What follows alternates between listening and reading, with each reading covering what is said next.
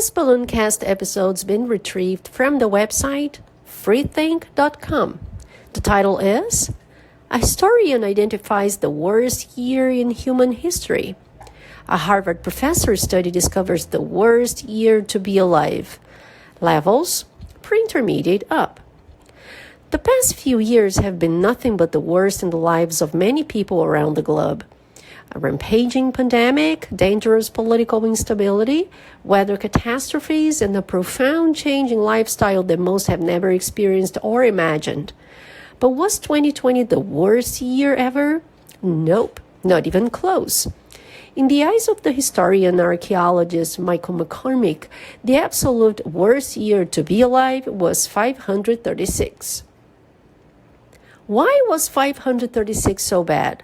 You could certainly argue that 1918, the last year of World War I, when the Spanish flu killed up to 100 million people around the world, was a terrible year by all accounts.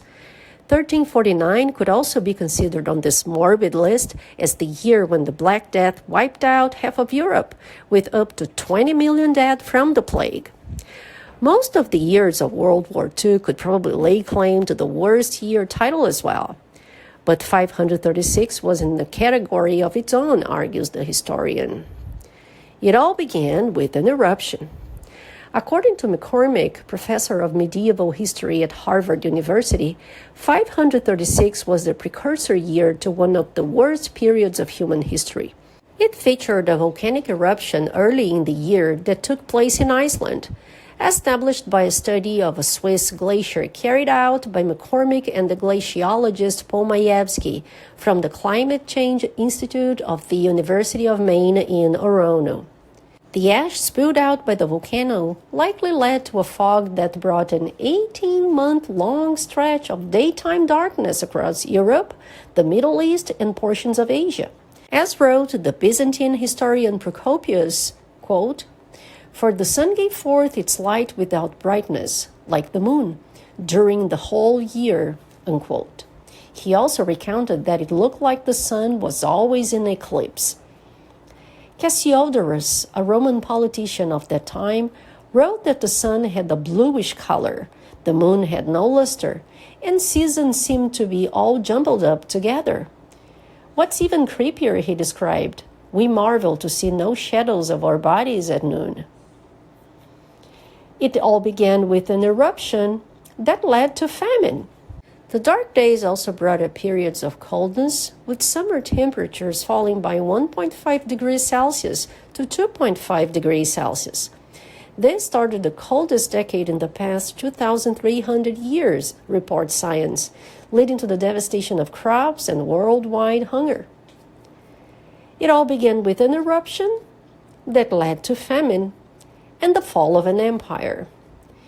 In 441, the bubonic plague added considerably to the world's misery. Spreading from the Roman port of Pelusium in Egypt, the so-called plague of Justinian caused the deaths of up to 1/2 of the population of the Eastern Roman Empire. This, in turn, sped up its eventual collapse, writes McCormick. Between the environmental cataclysms with massive volcanic eruptions also in 540 and 547, and the devastations brought on by the plague, Europe was in for an economic downturn for nearly all of the next century, until 640 when silver mining gave it a boost. What was the worst time in history? Of course, the absolute worst time in history depends on who you were and where you lived.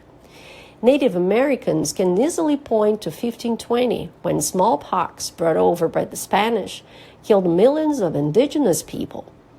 By 1600, up to 90% of the population of the Americas, about 55 million people, was wiped out by various European pathogens.